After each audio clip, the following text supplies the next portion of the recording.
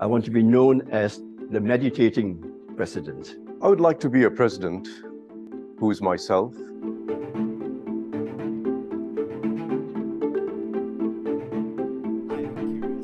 my question to you is... One question I have for our future presidents is... President Halimah Yacob, Tony Tan, and Sir Nathan were great leaders for Singapore, but had different personalities and leadership styles, and contributed to different causes for our nation. If you were elected as the next president of Singapore, what can we as Singaporeans and residents of Singapore expect from you as our 9th president to represent the nation? I want to be known as a compassionate president. I want to be known as the meditating president, because my meditation has helped me to become more peaceful, more energetic, and more sympathetic, to the interests of all Singaporeans, especially to the younger generation and low-income Singaporeans. So I feel that as president, I would like the people of Singapore to know that I will be their friend at the Istana. I will be able to protect our financial reserves. I will be able to uphold the integrity of our public service. And most importantly, I will be a unifying figure for all the people of Singapore, because I'm a non-partisan president. I will do Singapore proud, especially at home, but also internationally. I would like to be a president who is myself. My life is an open book. People know me. They know how I feel for people. And I feel very strongly about how we should all feel for each other. I will be a president who promotes actively a culture of respect for every Singaporean. And I will be a president who flies the Singapore flag high internationally. We must be taken seriously internationally, never be regarded as a small country.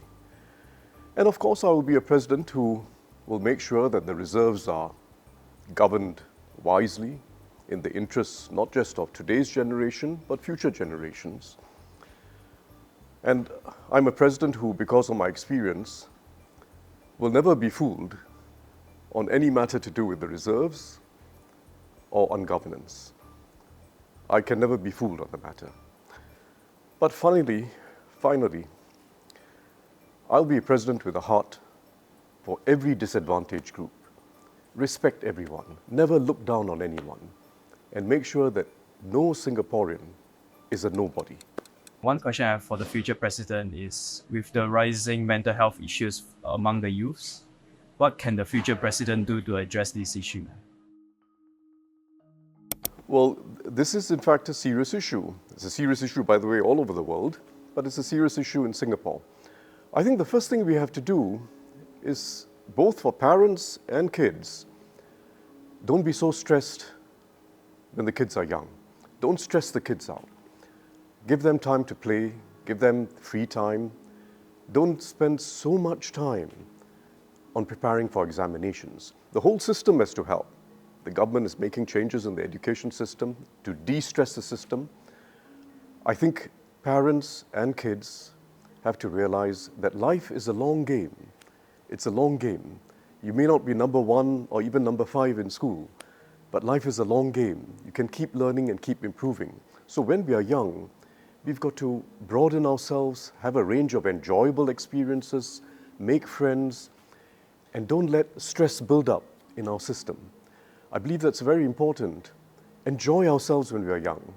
Life is meant to be carefree when we are young, and we've got to be able to unwind our system so that we go back to those days when life was carefree. We'd be much better off in life if that was the case.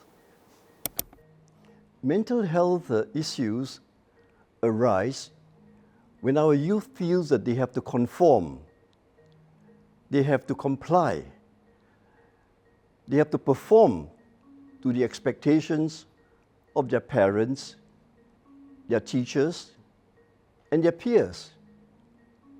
And so I think social media has a lot of advantages, but it also has the downside of requiring our youth to look good, to appear good in the eyes of their peers.